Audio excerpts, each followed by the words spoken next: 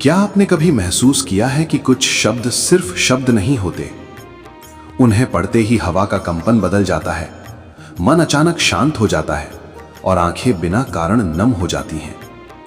कुछ लोगों ने कहा है, मैंने कुछ नहीं देखा लेकिन मुझे लगा कोई है। कुछ ने कहा, पाठ करते समय शरीर में हल्की सिहरन दौड़ गई।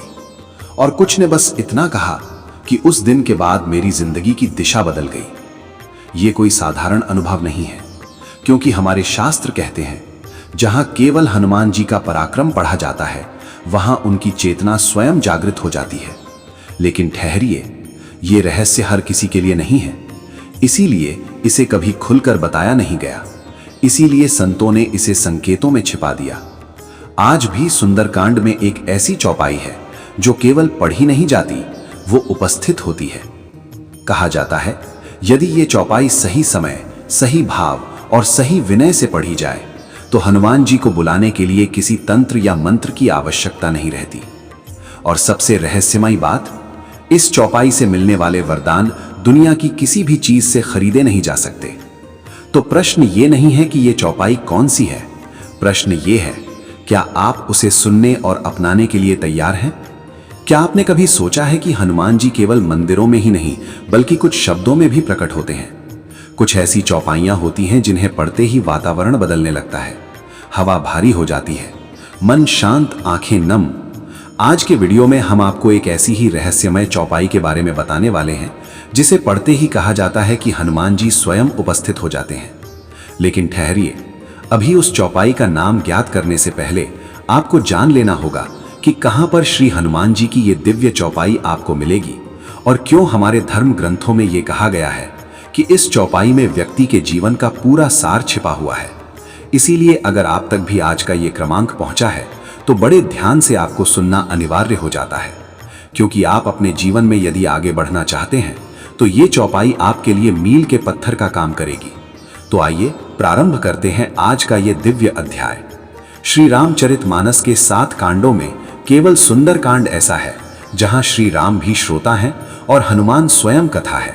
ये वही कांड है जहां श्री हनुमान जी अकेले ही समुद्र को लांघ जाते हैं, राक्षसों को कपा देते हैं और श्री माता सीता को आश्वासन देते हैं। ग्रंथों में कहा गया है, जहां हनुमान जी का पराक्रम वर्णित होता है वहां उनकी चेतना स्वयं जीवित हो जाती है। और इसी कारण सुंदरकांड की कुछ चौपाइयों को सिद्ध मंत्र भी माना गया है।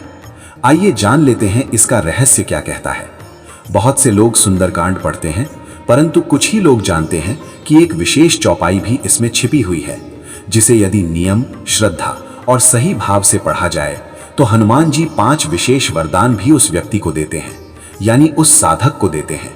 ये वरदान पैसे से नहीं मिलते, तंत्र से नहीं मिलते, बल्कि भक्ति की परीक्षा के बाद मिलते हैं। लेकिन ध्यान रखिए, ये चौपाई सामान्य पाठ बन जाती है।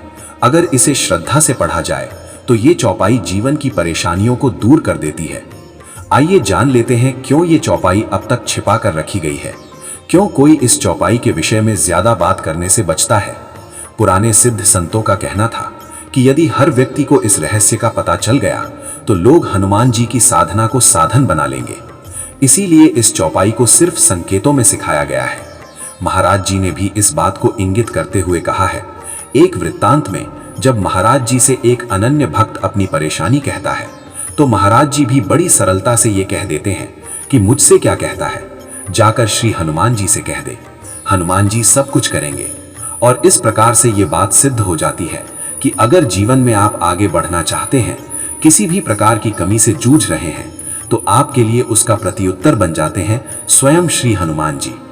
यहां पर आपको अब बताते हैं सुंदरकांड की वो चौपाई कौन सी है, कैसे इसको आपको पाठ करना है, क्या क्या विधि होगी। ये चौपाई पहले आप जान लीजिए कि सुंदरकांड में कहां पर वर्णित है। ये चौपाई तब आती है जब हनुमान जी अशोक वाटिका में सीता मैया के सामने खड़े होते हैं।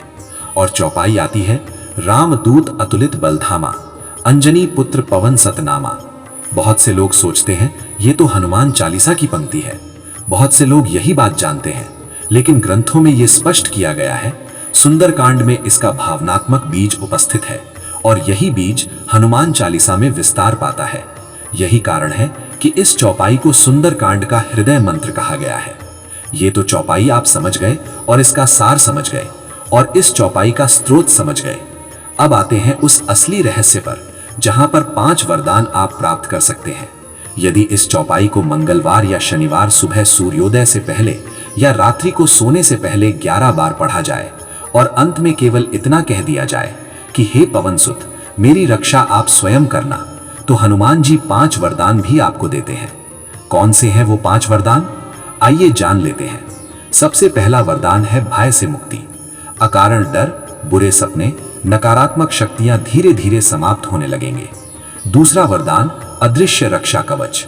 यह सबसे महत्वपूर्ण वरदान है जो कि हर व्यक्ति को जीवन में एक स्वस्थ जीवन की प्रेरणा है वो प्रदान करता है। ऐसे संकट जो आने वाले थे वो बिना बताए टल जाते हैं। ये ऐसा रक्षा कवच है कि भविष्य में होने वाली कोई भी दुर्घटना, किसी भी प्रकार के बुरे अकारण चीजें जो आपके साथ घटित होने वाली होती हैं, वो पहले ही हनुमान जी काट देते हैं आपके जीवन से। तीसरा वरदान है निर्णय शक्ति। मन भ्रमित नहीं होता इससे। गलत फैसले लेने से इंसान अपने आप रुक जाता है, क्योंकि आपके ऊपर श्री हनुमान जी का ये वरदान काम करता है। चौथा है शत्रु शांत हो जाते हैं। जो आपके पतन की कामना करते हैं वो स्वयं उलझने लगते हैं और आपके जीवन से धीरे धीरे दूर होने लगते हैं। और पांचवा सबसे महत्वपूर्ण वरदान, श्री राम जी की भक्ति के द्वार खुल जाते हैं। सबसे बड़ा वरदान, हनुमान जी आपको सीधे प्रभु श्री राम जी से जोड़ देते हैं।